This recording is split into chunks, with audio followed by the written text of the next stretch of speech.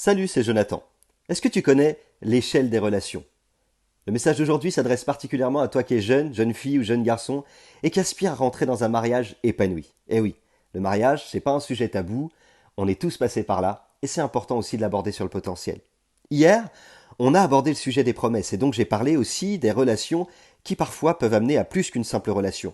D'ailleurs, la venue dans l'âge adulte amène des gens à penser à ce qu'il y a de plus important pour la construction de son avenir, c'est le mariage. Mais attention à ne pas te laisser tromper par les ruses de l'ennemi concernant la réalité d'une future relation. La Bible dit dans Éphésiens chapitre 5 versets 31 et 32, c'est pourquoi l'homme quittera son père et sa mère pour s'attacher à sa femme et les deux deviendront comme une seule personne.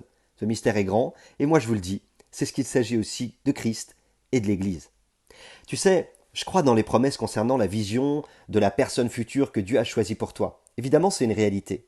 Mais je crois aussi qu'il y a des critères qui amènent à de beaux mariages, des mariages qui durent dans le temps. Ces critères font partie de ce qu'on appelle l'échelle des relations. Et si cette échelle est respectée et que les choses se passent dans ce cadre-là, eh bien c'est aussi une garantie pour toi concernant ton futur mariage avec la personne avec qui tu vas passer non pas un jour, mais tous les jours de ta vie. D'où l'importance de bien réfléchir, de bien comprendre, mais aussi de beaucoup prier.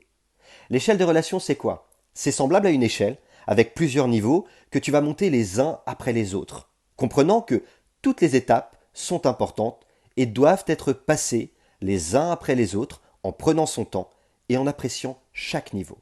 La première étape, c'est la relation amicale. La personne avec qui tu vas faire ta vie doit être ton ou ta meilleure amie, la personne à qui tu vas pouvoir tout dire, surtout sans jamais rien cacher. Ensuite, il y a la relation intellectuelle, la relation d'esprit. Alors c'est important aussi que toi et elle, ou toi et lui, vous puissiez vous comprendre, échanger sur toutes sortes de sujets, sans vous sentir jugé ou oppressé. Alors évidemment, ça ne veut pas dire être toujours d'accord, mais ça veut dire être sur la même longueur d'onde, se comprendre et s'accepter. Troisièmement, il y a la relation sociale. Et ça, c'est important. Parce que toi et elle, vous avez des amis différents. Et vous allez évoluer tout au long de votre vie avec vos amis, ceux qui vous entourent. Et c'est important de comprendre l'environnement social de la personne avec qui tu vas te marier ou avec qui tu désires t'engager.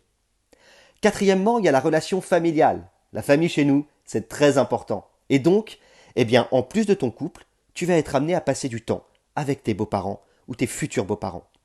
Il faut donc que tu apprennes d'ores et déjà à savoir qui ils sont.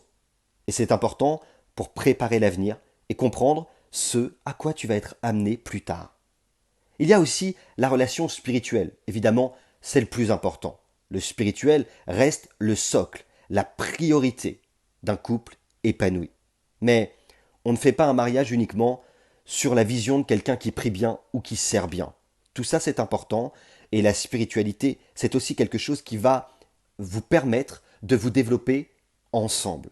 Vous allez développer votre spiritualité ensemble au fur et à mesure.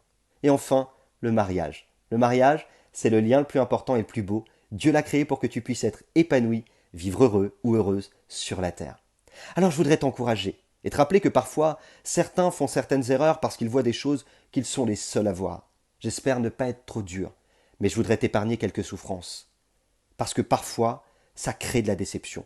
Un couple ou un futur couple ne se crée pas sur une révélation uniquement des uns ou des autres, mais sur de vraies relations, relations conscientes, relations construites, et c'est comme ça que les relations durent.